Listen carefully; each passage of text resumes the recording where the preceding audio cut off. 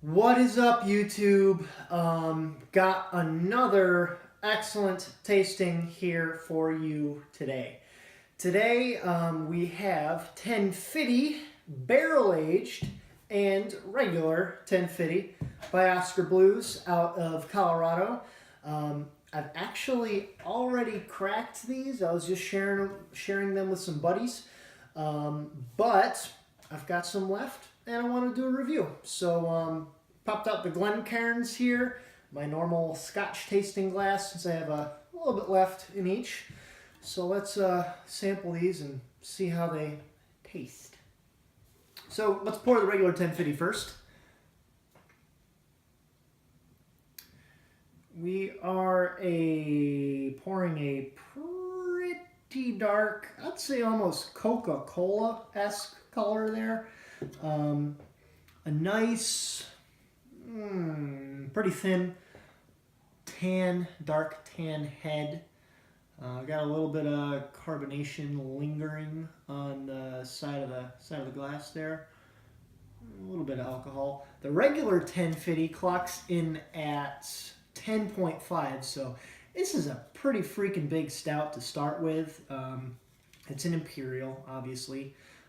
Nothing added here, no adjuncts, just a normal dope imperial stout. And let's go ahead and let's sample this one first.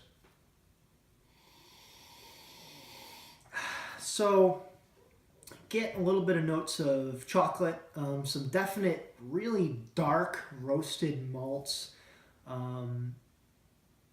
coffee-ish in the on the nose here. Let's give it a little swirl. Yeah, again, you just get a really nice bitter coffee, like a dark roast coffee, that kind of bitterness from the roasted malts here. Let's give it a taste, see what it tastes like. Cheers.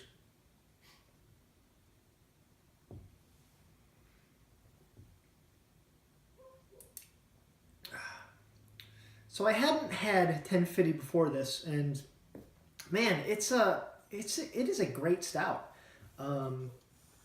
Just really stinking good. It's got it tastes like how it smells. So it's got the lingering dry roasted bitterness there. Oh man, it's good. Not a, I'd say for the mouthfeel, the body of it is above average thickness. It's certainly not a thin stout that you get for the mouthfeel.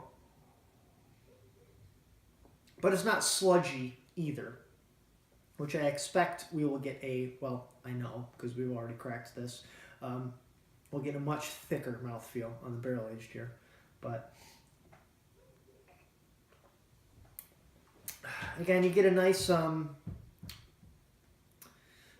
nice tinge of carbonation there to go with the roasty malts, but man, killer imperial stout by its own, completely stands on its own, very much worth a purchase.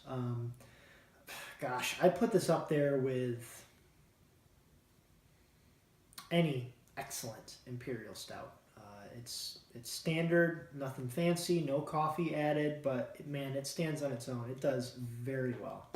So, although my palate is certainly tainted by the regular 1050, let's pour this barrel-aged 1050. These are both 2016 vintages.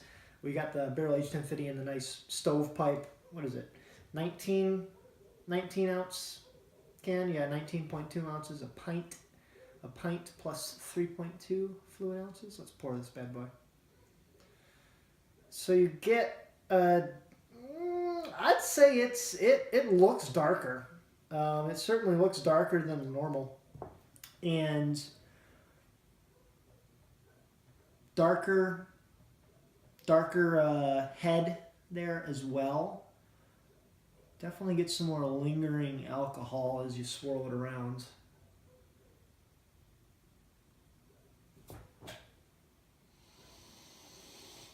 Now this one, oh man, you get really nice, almost vanilla-y alcohol barrel notes on the nose. Man, it smells good. That just smells like a really good, mildly sweet, vanilla-like bourbon. Oh gosh, that just smells delicious. Almost reminds me of saltwater taffy a little bit, but in a beer way. Man, I wonder if they make beer flavored saltwater taffy. That sounds freaking delicious. Like a stout saltwater taffy. Man, I might have just thought of the best candy invention of the next decade. Anyways, let's taste it. Cheers.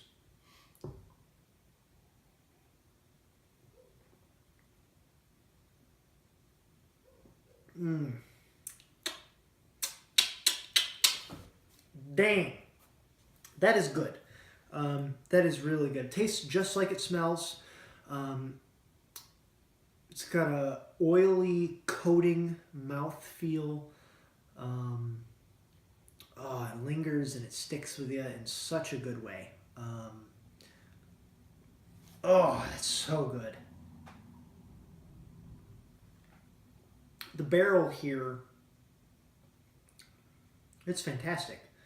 I had a stout party last week, 2 weeks ago, where we had a whole bunch of stouts. I think we cracked probably 13 bottles. There were probably about 10, 12 beer drinkers there, along with some other folk. But these didn't get cracked that night because we already had so many stinking good stouts. And this one, in comparison to the other brews that we tasted there, man, this would probably be like a number 2. We popped a double barrel Big Bad Baptist by Epic Brewing, and that was abso-freaking-lutely phenomenal. But if we popped this that night, this would be a close runner-up. 1050 barrel aged, man. Oh, you just get that chocolatey, lightly boozy taste. I mean, this clocks in at 12.9%. I know it varies a little bit from year to year with the ABV, but so good. I see why people chase this. Man, I would love to get my hands on some of the variants of this. I think they do. I know they at least do a coffee adjunct barrel aged 1050. But I think they also have like rum barrel aged. Man, I can only imagine what those would taste like.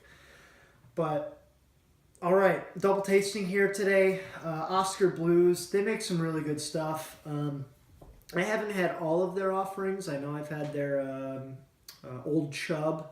That was one of the first beers I had. Their Old Chub Scotch Ale, which is a really complex, good Scotch Ale. Excuse me. But my first 1050 and my first barrel-aged 1050. Pick these up, guys. These are killer beers. 1050 it was kind of hard to chase down when it hit shelves. I think it's just an annual release, but man, find this, get it, drink it. Easily give this a 4.5. I'd probably give this a 4.5. It is great. The booziness is there, but it's not overpowering. I'd say this is a very, very, very good example of a barrel-aged imperial stout. You don't go crazy with the booziness of the barrel, and yet it's 12.9. You don't get a huge alcohol burn either, but oof, it is tasty. So pick these up. 1050 is available. I think it's seasonal, but excellent imperial stout as it stands, and the barrel-aged version just takes it to a whole nother level. So cheers and amen.